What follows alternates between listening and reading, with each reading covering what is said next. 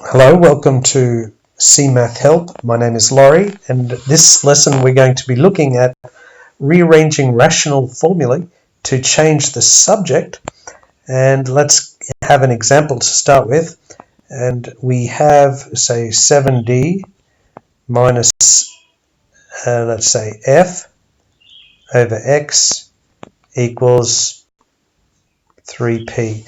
Now, this is a rational formula because we've got a divide over here. And we want to change the subject. Well, at the moment, the subject technically is 3p. There's no real subject to start with unless you group the 3p. And we want to say, well, okay, what if we want d to be the subject? So I want to say what d equals. Well, we've got to move our x, the f, and the 7 across. Now, it's important to know what goes first and what goes last. So the 7 here, we'll leave the 7 till last because it's right beside the d. And we can't take the minus f across first simply because this divide x is the whole side is divided by x. So the first term to go, the first component, variable to be transposed, is this x value. So we're going to take that x across first. So that will become, from divide x, it's going to become a times x. So I'm just going to take that multiply out and simply put 3p times x is 3px. And we're left with 7. I'll just keep the d as a red so that we know what we're trying to become the subject. Now we leave the 7 till last, so now we take this minus f across, and a minus f will become a plus f. So we take the plus f across to be plus f. Now that minus f is gone, and we've still got a 7d. And our very last value to go across is this times 7, and the multiplied by 7 becomes a divide 7 on the other side.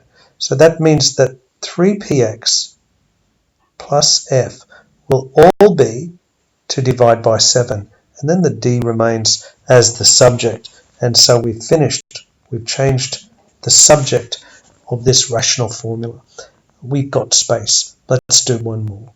So let's come up with a random rational formula such that we've got, say, 8x over p minus 3 over d equals m.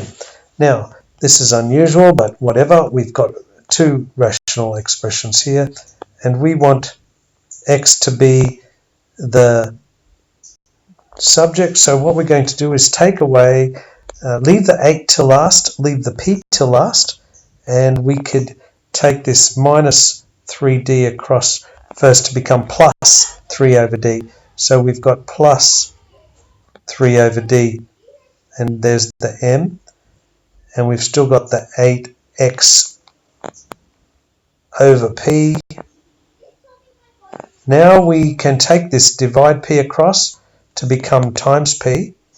So we'll leave the 8x there.